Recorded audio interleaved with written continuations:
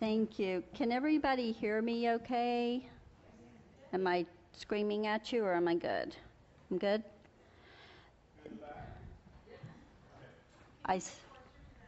Well, I'm doing this. I'm on the wireless, but hello? Okay, I'm not going to sing, so you're safe there. This is amazing. Thank you, Elizabeth. I'm just honored to be here and share with you today, and I'll try to kind of follow a pattern here so that I don't confuse everybody too much. It's a lot of information. I understand I have three hours to do this. Is that right? I'll try to cram it in. But if you do have questions, like Elizabeth said, I'm happy to entertain them. I would like to try to hold them to the end, or even if you need to see me after. Is there something going on after this? Okay, so I can hang around for a little while. I have a hair appointment this afternoon, but as long as I get there, I'm good. But like Elizabeth said, you know, it's not like you get up in the morning and you say, hey, I think I'll make an appointment with my attorney today. That sounds like a fun thing. Not. So we're not on your bucket list necessarily, and I understand that. And again, as Elizabeth said, you think, well, I don't have anything, so I don't really need to go and take care of it. But you really do, because even if you just have your vehicle, maybe your homestead, a lot of people think of that as, quote, heir property, that, well, it'll just go to my kids or my daughter. I don't have to do anything. Well, you really do. It doesn't just automatically pass. And so there's a process for that to happen. And if you have 4 children, but you only want it to go to the one child who's lived with you and taken care of you, and the others are well off, you have to prepare for that. And it's like when I have a group like this, and I'm just amazed. Thank you, so many people here. I'm nervous too.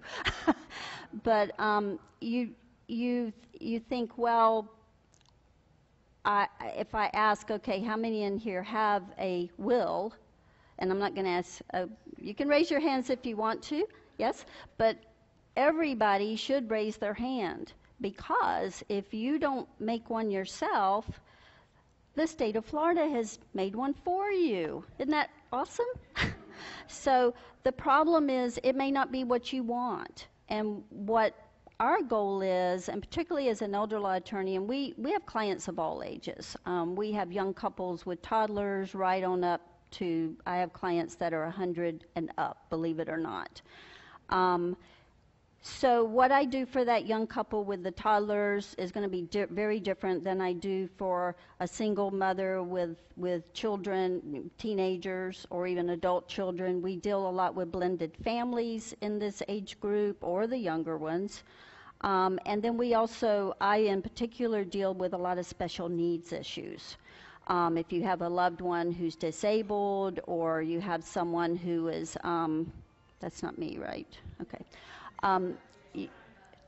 If you have someone like a disabled child, and that child might be 50 years old or 40, but it's still your disabled child, those are some really important things you need to prepare for. So it's not so much about how much you have, it's about what do you want to happen to it when you're gone, but equally as important, who's going to help you while you're still here. Okay, so I brought some handouts. I brought 3 different ones. I'm not going to go over every single thing, but the very first one that has St. George, it's a 1-pager. These are some terms that people get confused with, and I totally understand that, but I want to help you understand words mean things, and especially in the legal field, so they're very different documents. Okay, sorry. And Kelly will be glad to help you if you'd like.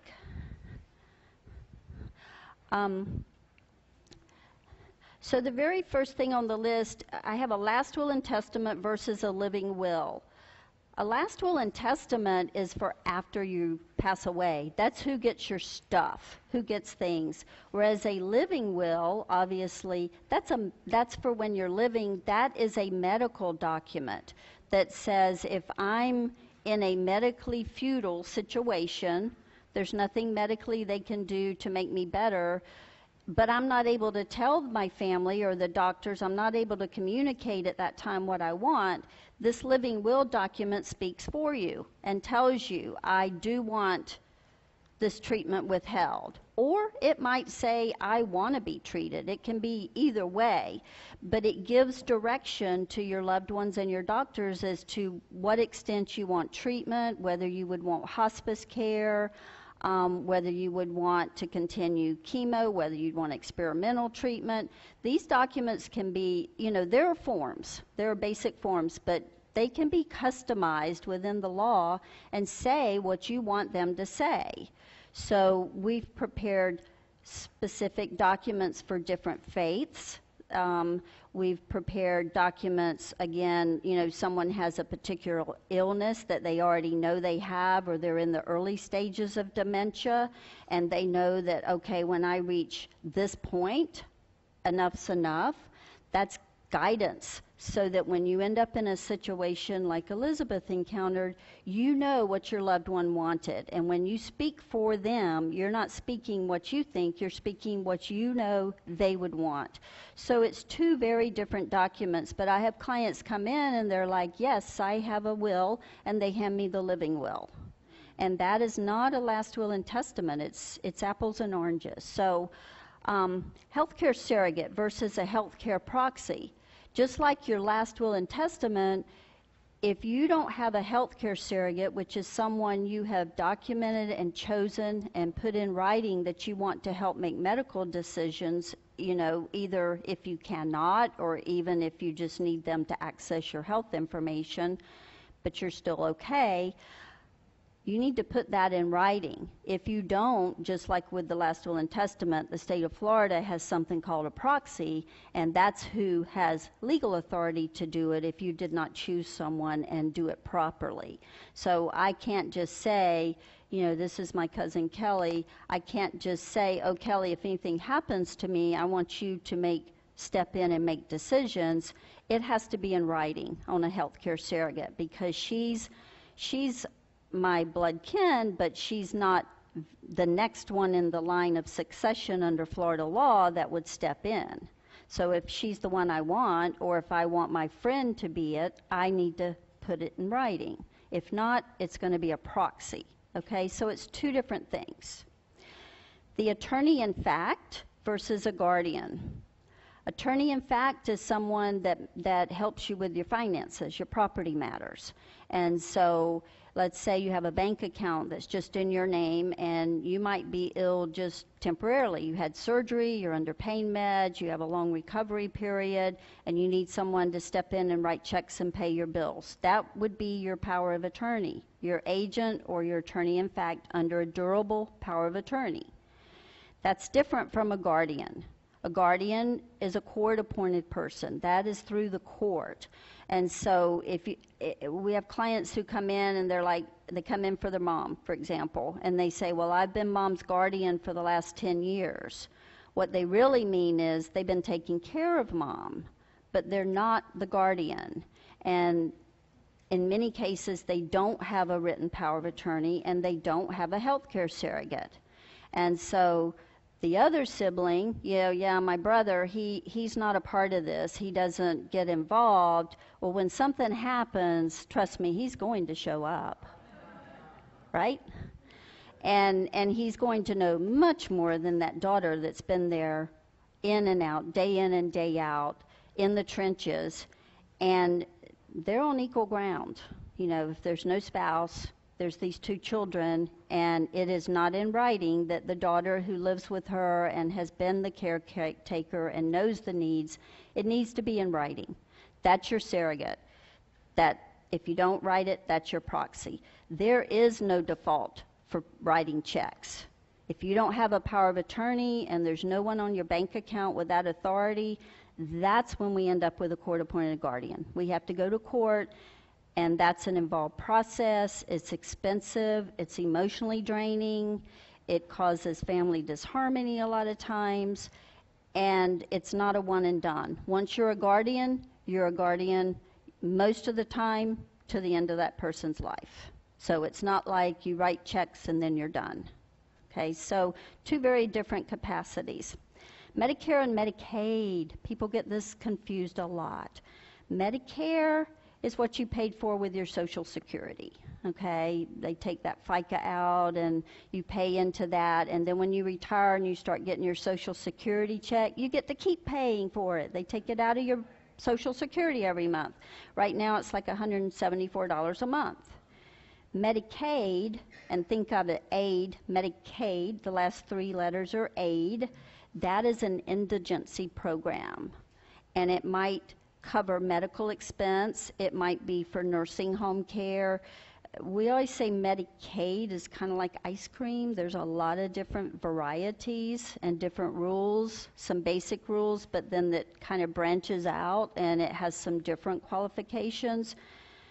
There's a lot of different Medicaid programs. So again, when a client comes in and they're on Medicaid, I need to know exactly what they're on, because that makes a huge difference in what I'm going to tell them they can or cannot do.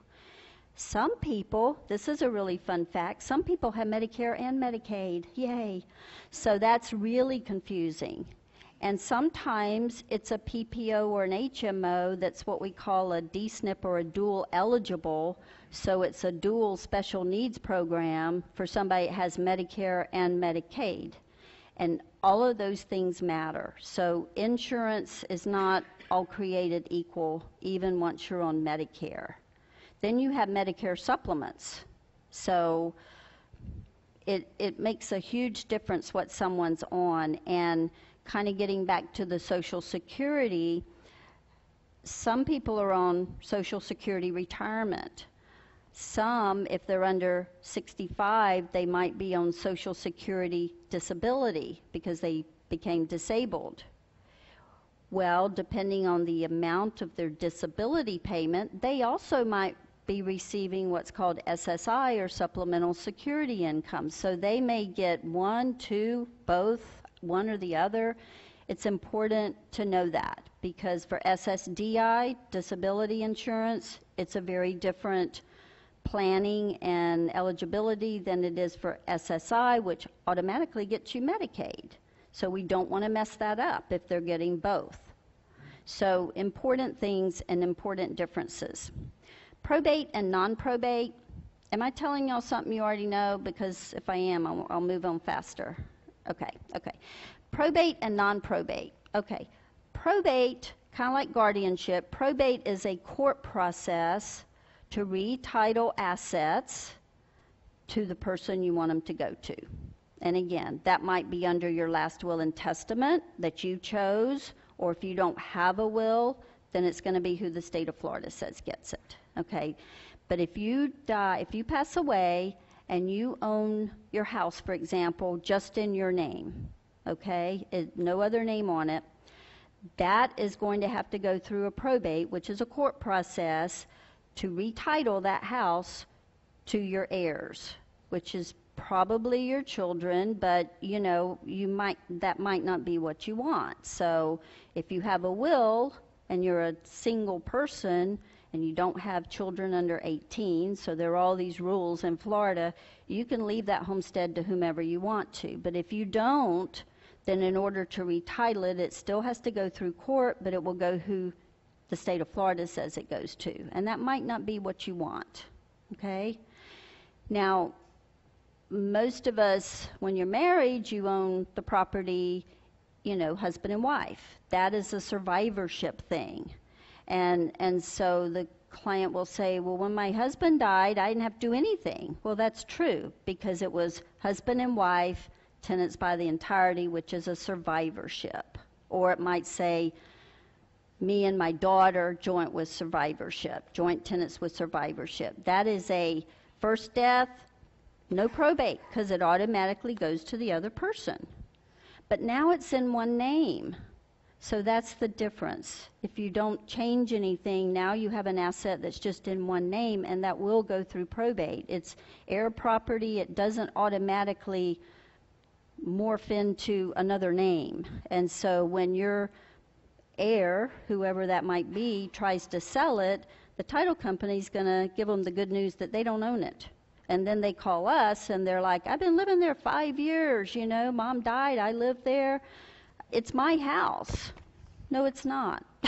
It is, but the public records doesn't know that. They don't know that. And to clear title, you have to go through that probate process, which is a court process, even if homestead's the only thing you owned. So how things are titled, and that's kind of referenced on some of the other sheets, it's really important.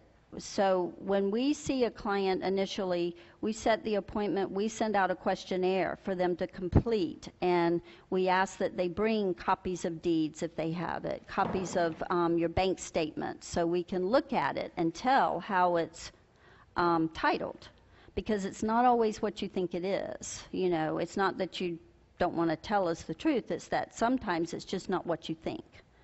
And so we're looking at that and we're like, well, this would go automatically to this person. This would not. This is going to go through probate. Well, I don't want probate. Well, then let's talk about how you can avoid probate. Okay. So one of the ways to avoid probate, because it's not always a good idea to put somebody on their joint as the joint owner. And we get calls to the front desk all the time. I don't need an appointment. I just have one little question. Should I put my daughter's name on my house? It's not one little question. And I'm going to tell you something different than I tell you or you or you, because your situations are all unique and different.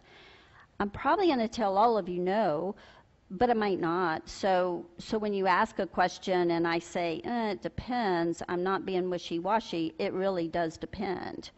But you want to make sure that it's going to go to who you want. So if your neighbor put their daughter on the house, maybe they only had one child, so it wasn't that big a deal.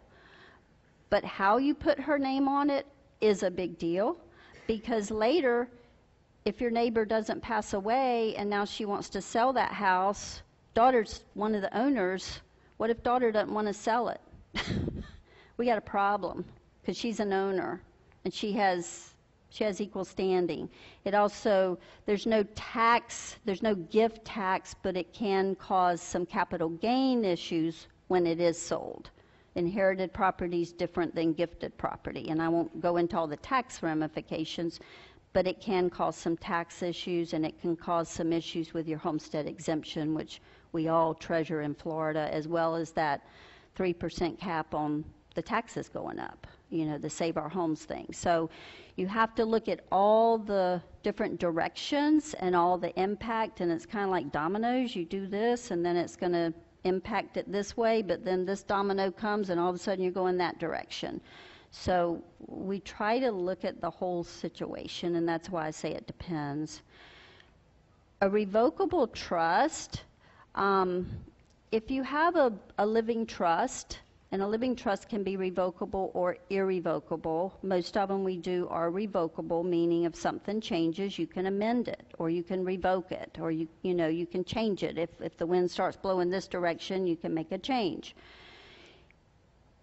That document can avoid probate, but only if the asset's in the trust.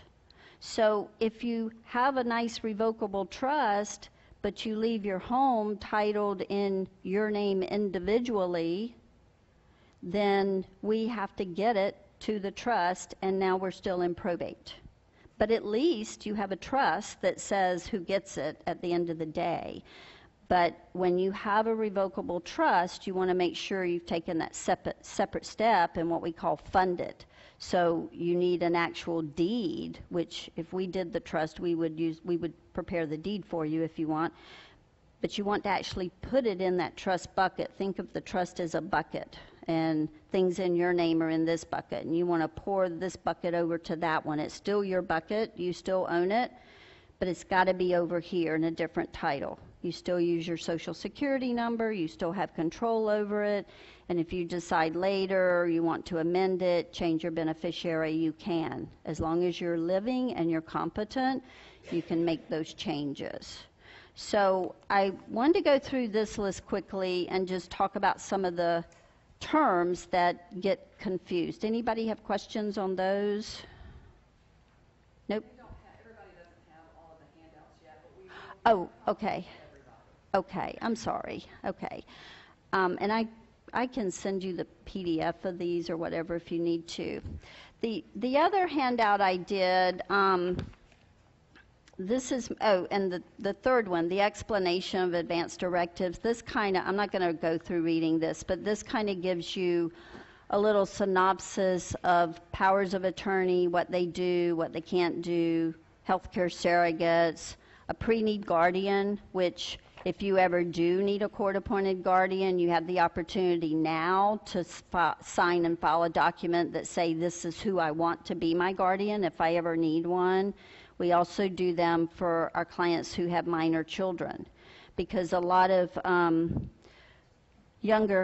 our clients with younger children under 18, they might put in their last will and testament, oh, well, if both of the parents die, both of us die, then we want, my husband's sister Sally to have custody of our minor children. Well, you might not be deceased. You might just have a bad wreck or a critical illness that's temporary or permanent. You might not be deceased, so your will doesn't come into play until you're deceased.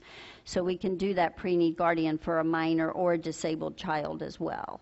So this handout just kind of goes through some of those. So if you can't sleep one night, just kind of read through this, and it will take care of that. This one is the one I printed this morning that didn't want to print very well, but it finally did. And this is the stretching your budget. Not everybody has a copy. Okay. Do you want Kelly to hand some out, or? She. How many people don't have this? I'll go make some right now. Okay, so back. Okay, all right, I'll be right back. Okay, I'm sorry. I brought 30 and I could have brought more. I'm so sorry. Yes, absolutely. And nobody's left yet, except him. He got up really quickly. Yeah, we'll forgive him. Okay, so this one I kind of did at the last minute on stretching your budget. And again, it starts out talking about being prepared, having a power of attorney, a living will and healthcare surrogate, maybe a living trust, and then a Medicare authorization form, because most of us here are on Medicare. Medicare is federal, so they're kind of like the IRS and the VA. They will not accept a healthcare surrogate or a power of attorney. So they have their own silly form that you can get online. And they have a copy. Okay, great. It's an authorization form, and so you can fill that out and mail it in. I would suggest sending it certified. It's a very, very simple form, but it's their form and they like it. And so you can list whoever you want to be able to call Medicare. If you're in the hospital and they're trying to discharge you too soon because Medicare won't pay, or their Medicare has denied that CAT scan that you need, you don't feel like calling Medicare and arguing with them. Somebody needs to have authority to do that. Normally it's going to be the same person you put on your healthcare surrogate, but they have to be on the Medicare form, and Medicare has to have them in their records. So that's really important too. Another thing that's important to know on power of attorney is that the authority under the power of attorney dies with you. So if someone is your agent, you did the right thing, you have a power of attorney, and then you die, they cannot take that document to the bank and now write a check, get on your account, or close the account, write a check, or do anything. So that's important to know too, because we have, people, I went to the bank and I told them Mom died and I gave them the power of attorney and they wouldn't help me. They said I need something called letters of administration. Yeah, you do. That's through a probate. So until we get the court process started and the will admitted and the judge appoints you, even though it says right there you're the personal representative or the executor or executrix, depending, those are all terms too that get confusing, you don't have any authority till the judge says you do. Okay, so again, important to know. But power of attorney is a very important lifetime document. But you want to name someone You trust implicitly. What does durable mean versus just a general power of attorney? A durable power of attorney means that you were competent when you signed it, it's effective when you sign it, and it's effective down the road if you do become incompetent or incapacitated. So there's language in that power of attorney that's durable language. It references the statute that says that this document is still good even if I become incapacitated later. You can always revoke it, you can change it, but if you don't and you're not competent, that's when you need it the most. And so you're not able to sign it. And so durable means it would still be effective as long as you haven't revoked it or changed it. And every time you do a new power of attorney, that new durable power of attorney should have at the top that it revokes any prior ones, because we don't want 6 of these out there and they all name different people. We want to make sure they're revoked, and then you have to give notice to anyone who you named previously that may be trying to use it. Or if the bank has it on file, you need to notify them so they know that one's not any good anymore. So there are a lot of little ins and outs and intricacies that are really important to know. Your sources of income, I touched on this a little bit a few minutes ago on Social Security Disability, or SSI. Those are apples, oranges, and bananas. They're not all the same. But if you're on Social Security Disability at age 59 because you had a debilitating illness, you're not able to be substantially gainfully employed, that's the criteria, and you're getting a disability check, then when you turn retirement age, you still get the same check, but now it's paid from a different pot with the government, so it becomes Social Security. Okay, so if I have someone that's 72 and they tell me they're on Social Security Disability, they're probably not. They're on Social Security Retirement, even though they used to get Social Security Disability. SSI, again, is different. That is a needs-based program, and the amount this year is a little over $900 a month. So kind of getting back to what I said earlier, if your retirement payment is, say, $600 and you're disabled, you might be able to get another $300 plus in SSI to make up that difference. So now I have someone that's getting both. And when they get Social Security Disability, when you've been getting that for 2 years, or you're 65, you get Medicare, but you get Medicaid with the SSI. And we don't want to mess that up. Okay, so we're trying to kind of get a fruit salad with this. A pension. A lot of times one spouse has a nice pension, but they didn't take the survivor benefit. And so always take a look at, if something happens to my spouse, what will I be left with? And it might be the husband, it might be the wife. But getting back to Social Security, you can get the greater of the two benefits, but you don't get both. So you're going to lose one of those. Whereas right now, a couple, you're getting 2 Social Security payments. But if one of you dies, the survivor will get the larger amount, whether it's their own or the deceased spouse, but they don't get both. So the income's already going down. So then you want to know and you want to plan for this. Am I going to get some of my spouse's pension? And if so, how much? Is it 50%, 80%? What am I going to have to live on? And this is not a financial planning thing, but just some things to think about. IRAs, you may have a Roth, you may have a traditional IRA. Those are very different. If you have a 401k or 403b retirement plans, the rules for those are different than IRAs, and they're different as far as who you can name as a beneficiary. But you never, ever, ever want to have a retirement account like that without a beneficiary named, because if it has to default and go through probate under your will, it has to be cashed in. So if you've got a $800,000 IRA with no beneficiary named and it goes through probate, that is a lot of income tax. So it's really important if it's not a Roth. If it's a Roth, you've already paid the tax. But it's important to know these differences. Rental property. Are you still employed? I have 85-year-olds that are still working, you know. So, and then how are your assets titled? Are they in one name, just your name? Do they have a beneficiary? Sometimes on our bank accounts or a CD, you can make them pay on death. You see POD on your statement, that means it's pay on death to somebody. So make sure you know who that is and that it's the person you want it to be. And that person's not deceased or ill or you're mad at them. Same with life insurance. You know, we get our life insurance and we put our beneficiary and then we forget about it. And then when the person dies and we're looking at the beneficiary, we're like, well, her mom's still on here. Mom's been deceased for 8 years. Well, you don't have a beneficiary.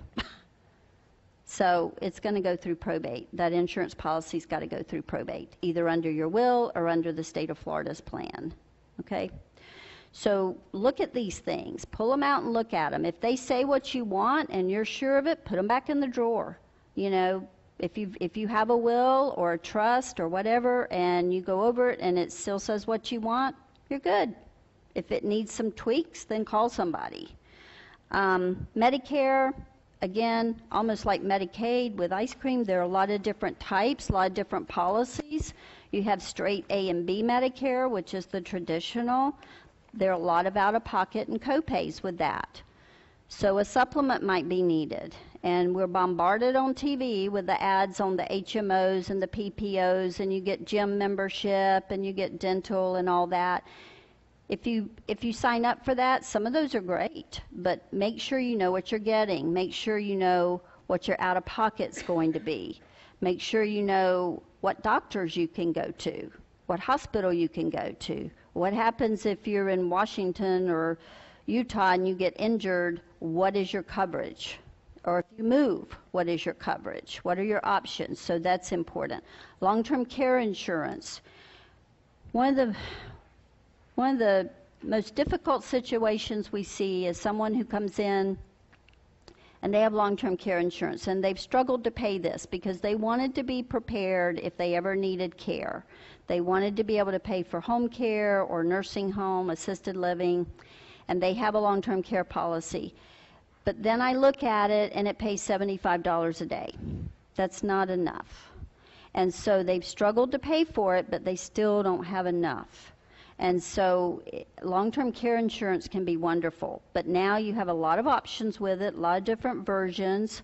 So if you have long-term care insurance, again, take it out and look at it. Does it have an inflation provision? If it started out at $75 and you've had it for a very long time, does it now pay $135 a day? And if so, does that with your income, is that enough? And if it's not, then we may be looking at Medicaid for you anyway. So I have a fair number of clients who are in a nursing home, they're paying their income, they have long-term care insurance that's paying, and I still had to get them on Medicaid. And they're like, well, why did I pay for this?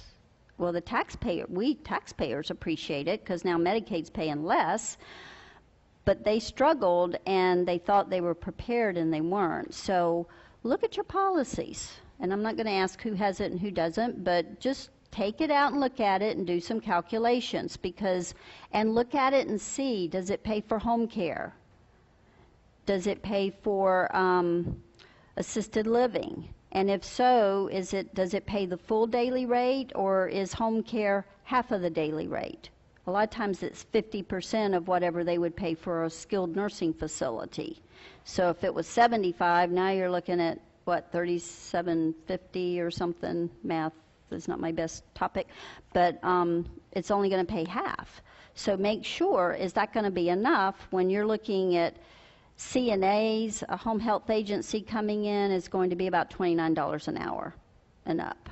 Maybe $25, but most of them are around $29 an hour for a CNA, and they may have a 2 to 4 hour minimum per trip. So think about those things.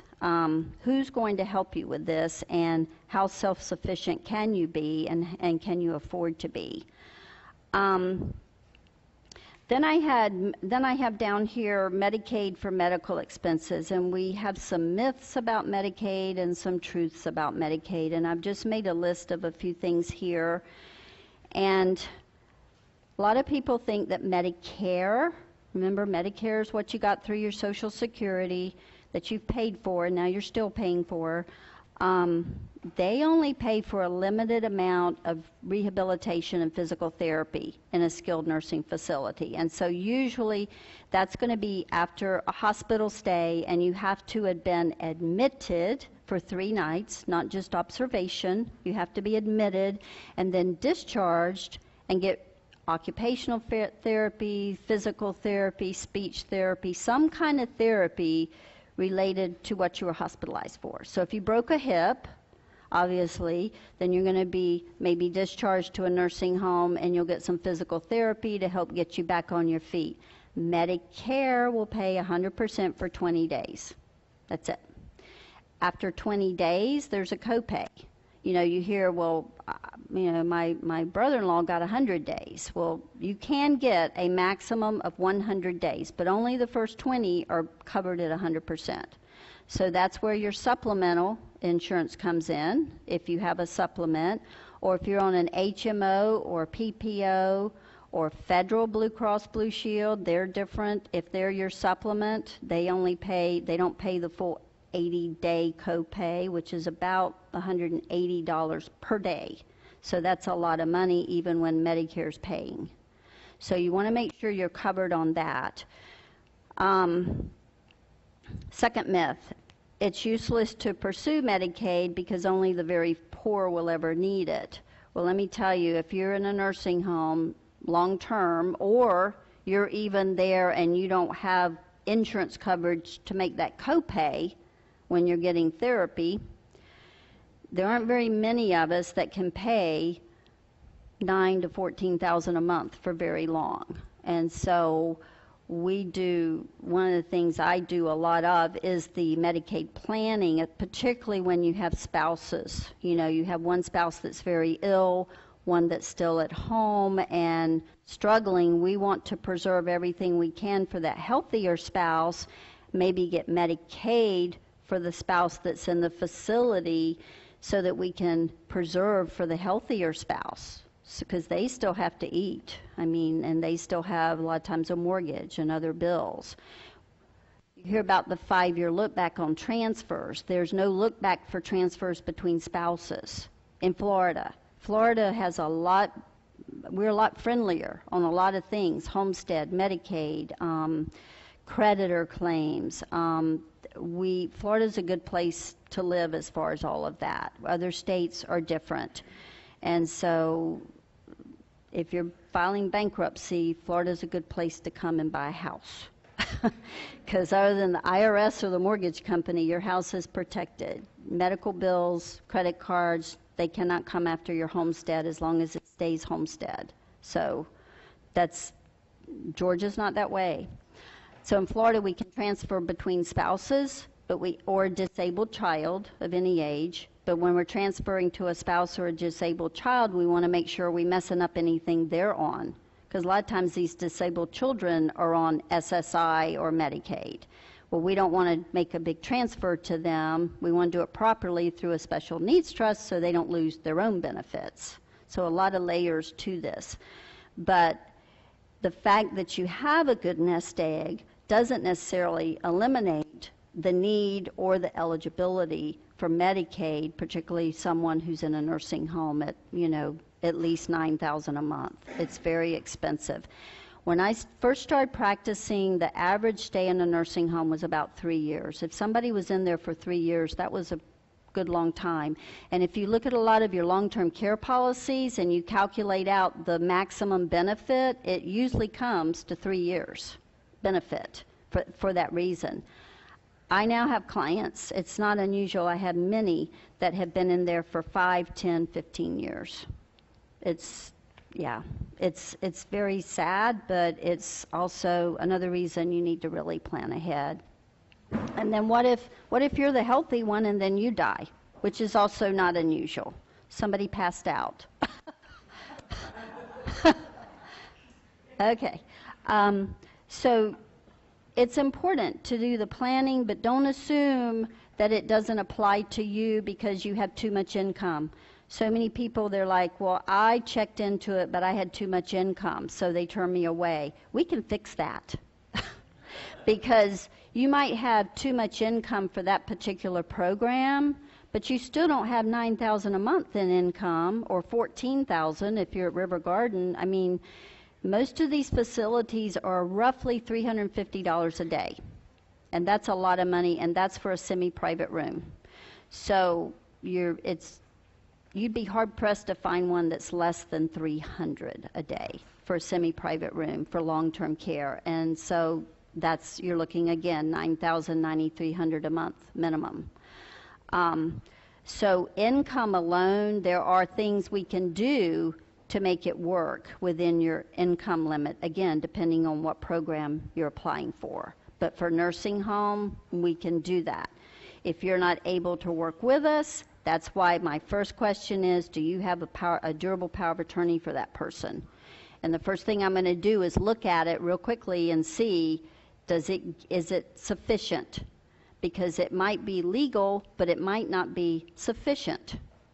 It might not have the powers in it that it needs to, or it might not be signed correctly. One of the questions we get, well, I got one off the internet, and that's fine. I don't have a problem with that, as long as it's a good document. But the problem is, most of the time it's not, or it's not signed correctly, or it's not signed at all. Even with the will, here's Grandma's will. Well, she didn't have time to get it signed, but this is what she wanted, and we did it. Well, you wasted paper.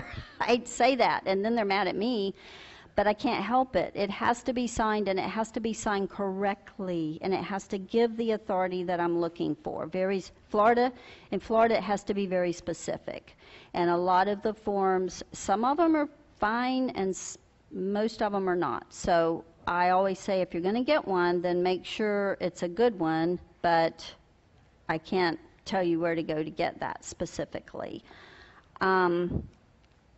Let's see. The next myth was about the potential Medicaid applicants' assets and those of the spouse have to be given away. No, because like I said a while ago, we can transfer between spouses. Now, if we have a blended family and children on each side, that can be a challenge. We can do it, but we need to work and be very careful that we keep the end of the day estate plan in place as best we can. Because if I have a second or third marriage and the assets are separate, because he has kids and she has kids, and they have different estate plans, that's fine.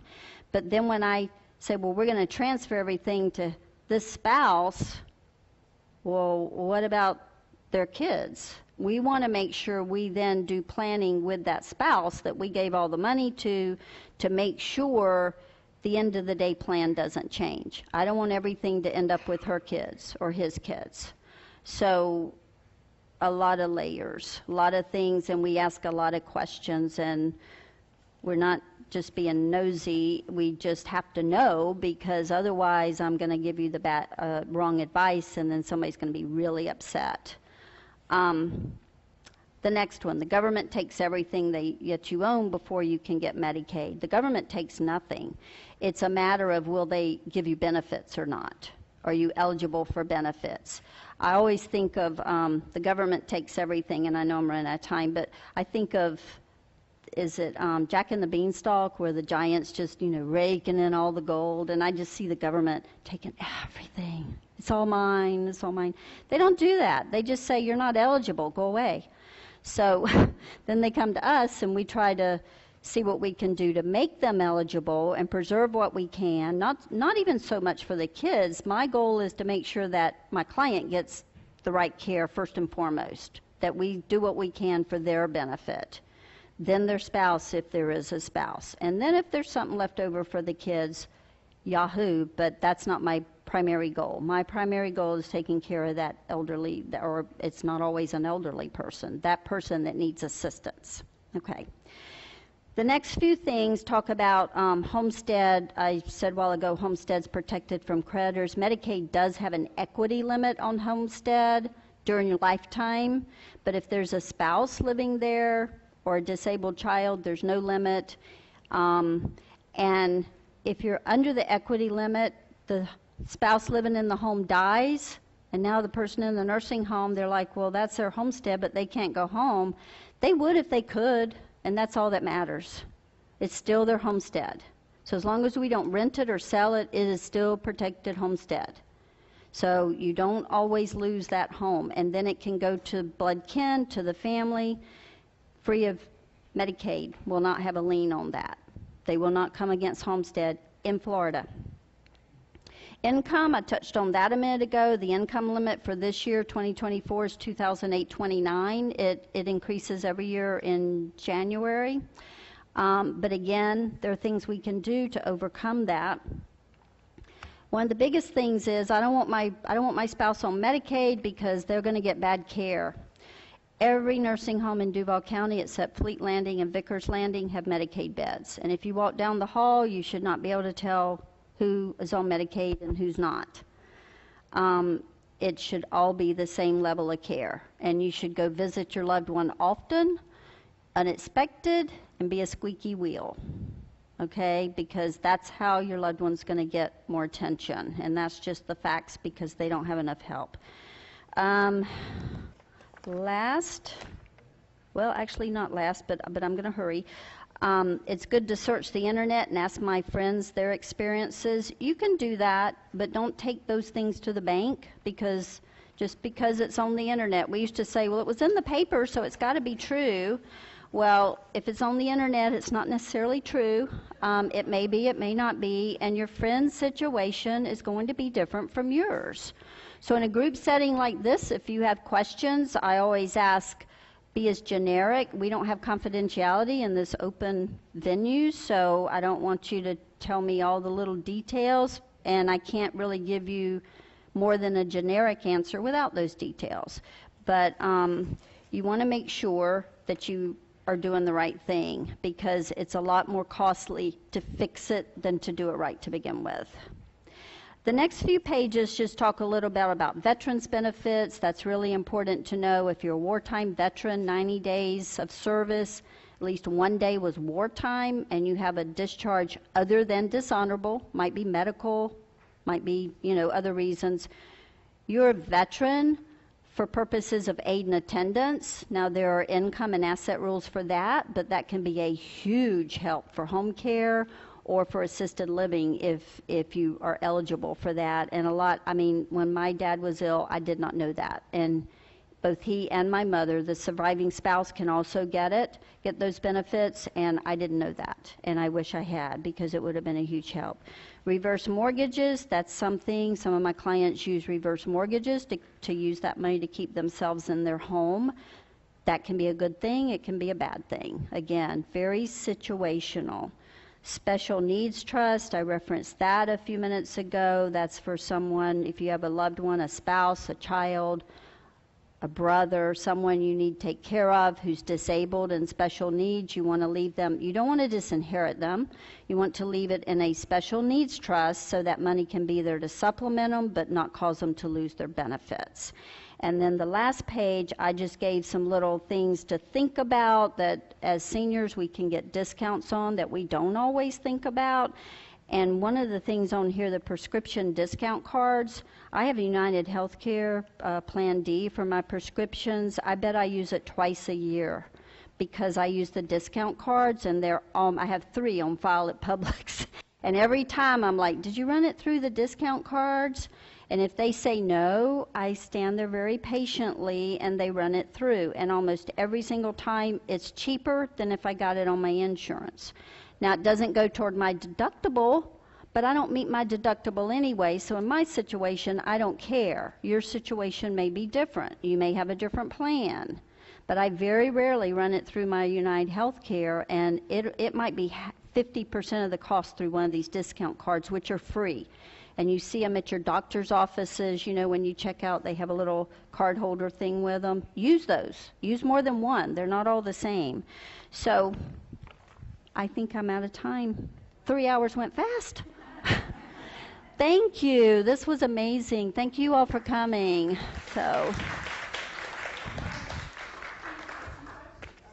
yeah, I'm happy to answer questions. I just want to be respectful of your time frame. So, yes, ma'am. And I'll get you. You had mentioned on one of those documents about, you pay for Medicare while you're working and you pay for it after you retire. I was in the government. Just as a point of reference, you pay for Part A while you're working. After you retire, You pay for only B. Part B, Right. which is $170 some or whatever it is. That is correct. That is correct. And you always want to get Part B, though, when you are entitled to it. If you don't have credible coverage through your work or some other manner, you want to sign up for B, because if you don't sign up when you're first eligible and you don't have other coverage, you get penalized when you do sign up. You have to pay a higher premium, and that's a lifetime penalty. Same with your prescription. But good point, yes. And then you talked about the revocable trust. You didn't talk about the irrevocable trust. That And means that you can't change it. Right. Now, we typically try to, you can go to court and have it amended sometimes if the situation has totally changed or the law has changed and it needs to be tweaked a little bit. But you can't just go in and carte blanche make changes. Irrevocable means it's carved in stone, basically. So we want to be very careful when we're doing an irrevocable trust, because if you transfer, say, a money market account to an irrevocable trust to get it out of your name, aside from any tax issues, you no longer own that account, period.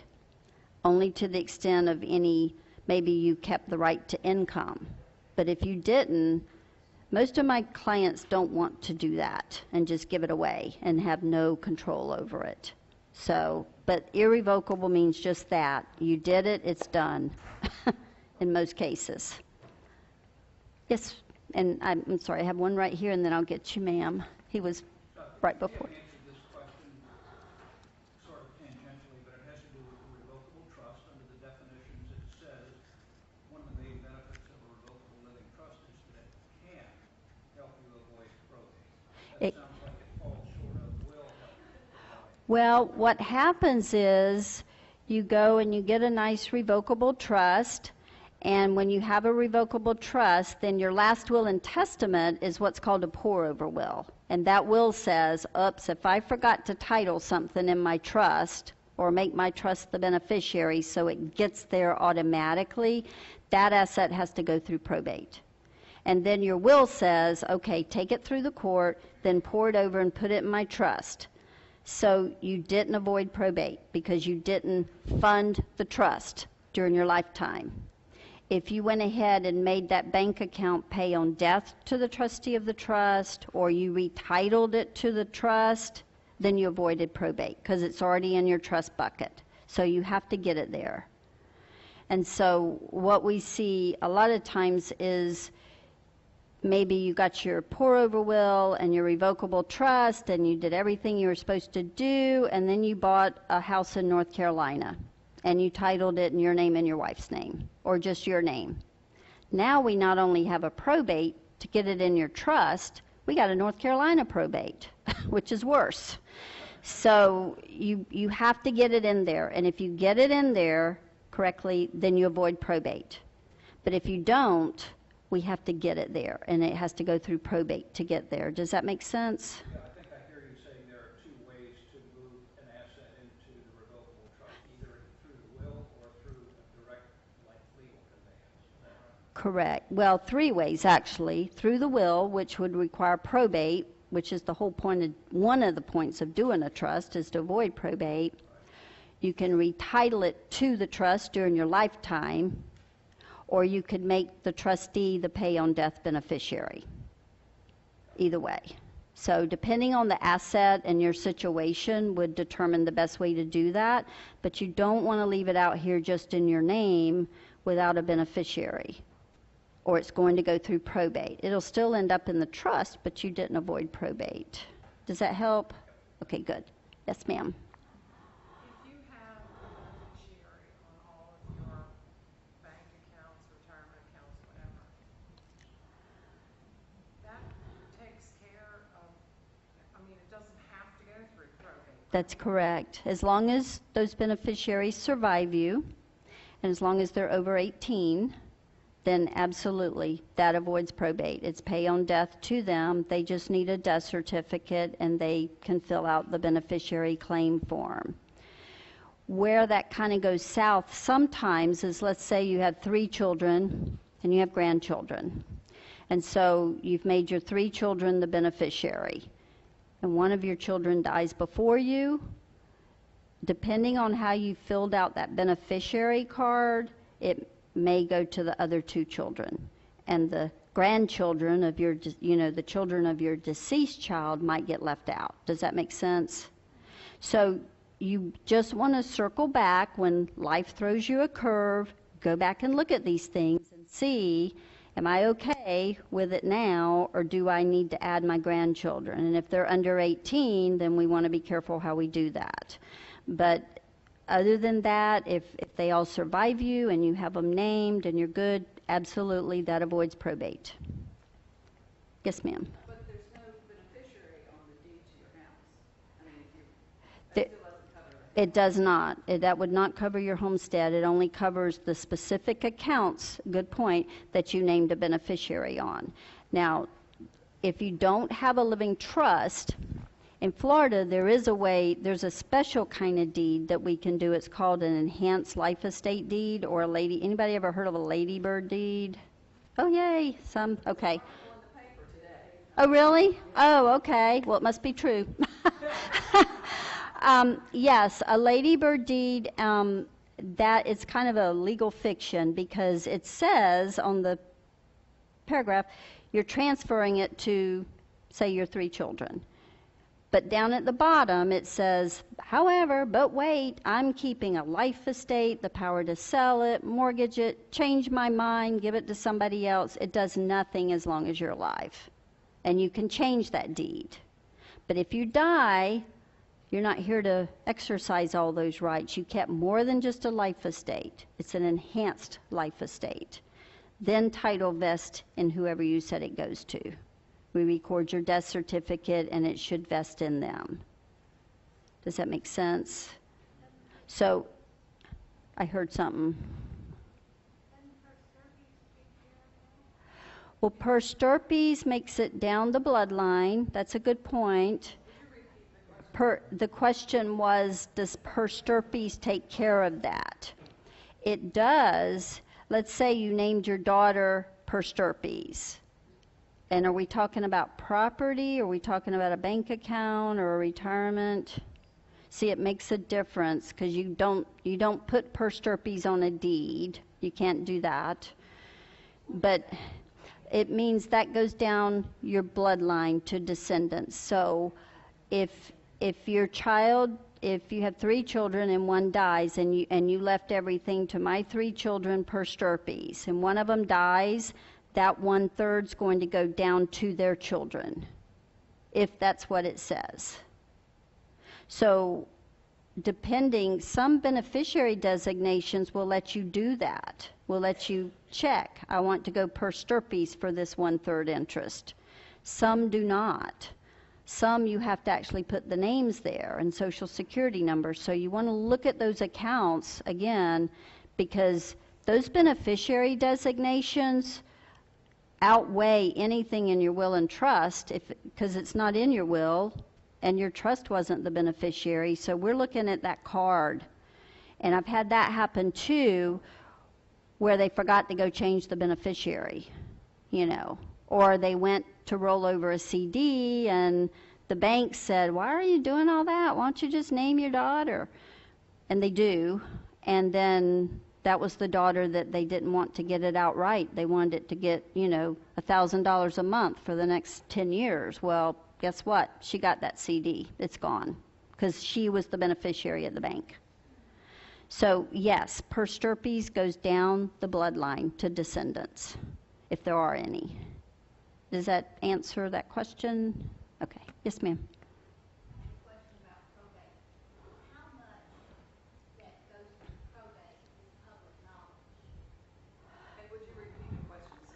Yes.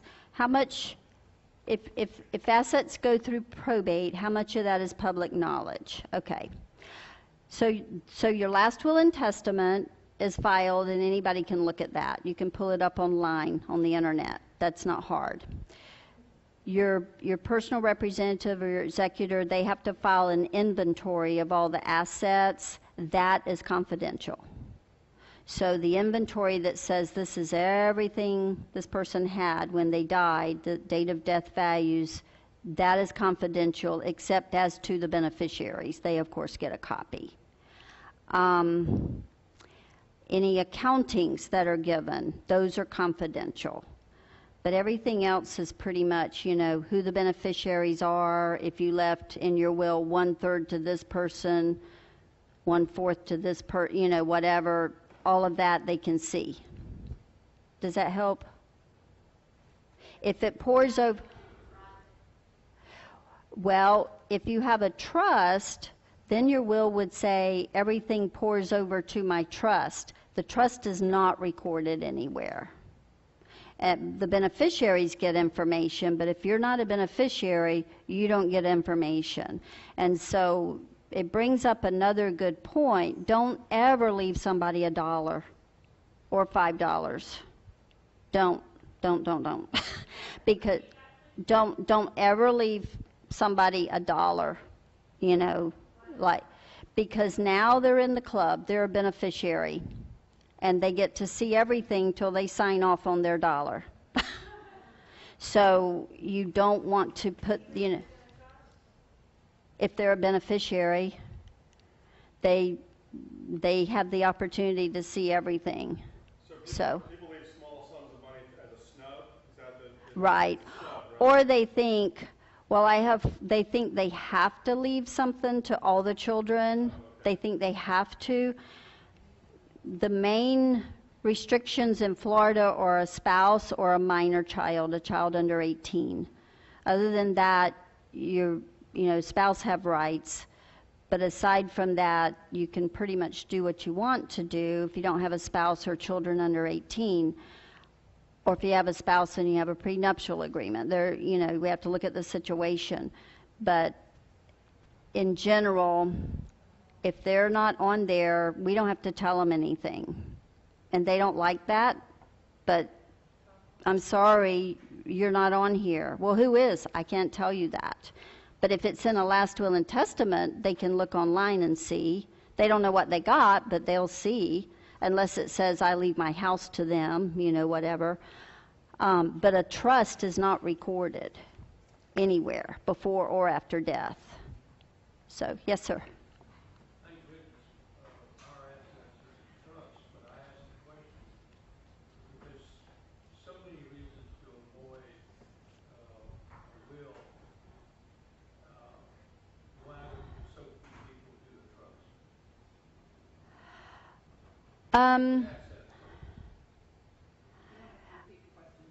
The question was, if a trust is a good thing, why do so few people do it? Is that the question? Okay. Exactly. It's the cost. It's the cost, and it really does come down to that. It's almost like a pay now or pay later, because the probate's going to cost a lot more than what the trust did. But again, let's say you just have property, you have your real estate, and you have 2 children, and you want everything equal, and you have an IRA and a checking account. We might be able to do that with beneficiaries if you're okay with it going out right to them. You know, there may be other ways we could do an enhanced life estate deed with the property. We might be able to avoid a trust and then just have a simple will as a backup.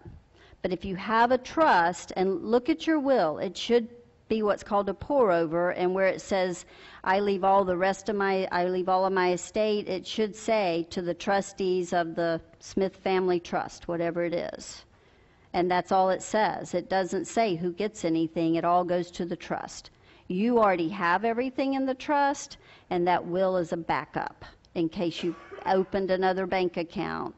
You know, some people they have a little stock account with $5,000 in it, that they invest and reinvest, and they just kind of play with it, and they forget about that. And now we got a $5,000 account that's going to cost them probably $1,500 to get, and that's not just our fee, their court costs and everything. So if everything's in your trust, that's awesome. Or it's pay on death there. It depends. It really does. If there's not a mortgage, then we typically do. And if it's a husband and wife situation, we probably would do a joint trust instead of two separate trusts.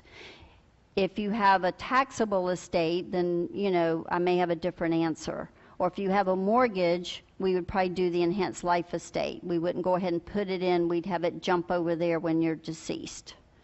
So, somewhere right there.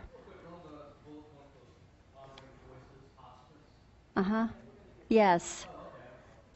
Excellent document. It is a legal document in Florida. It's what I like to call a touchy-feely document because it has more than just the legal jargon in there that you need. It has, this is how I want to be remembered. This is how I want to die. I want to be at home. I don't want to be at home, whatever. It has more of that kind of information, but it does have the legal requirements from what I've seen as far as the end of life, terminal persistent vegetative state or end stage. So your question made me think of something else, and I'm trying to remember what it was. Shoot.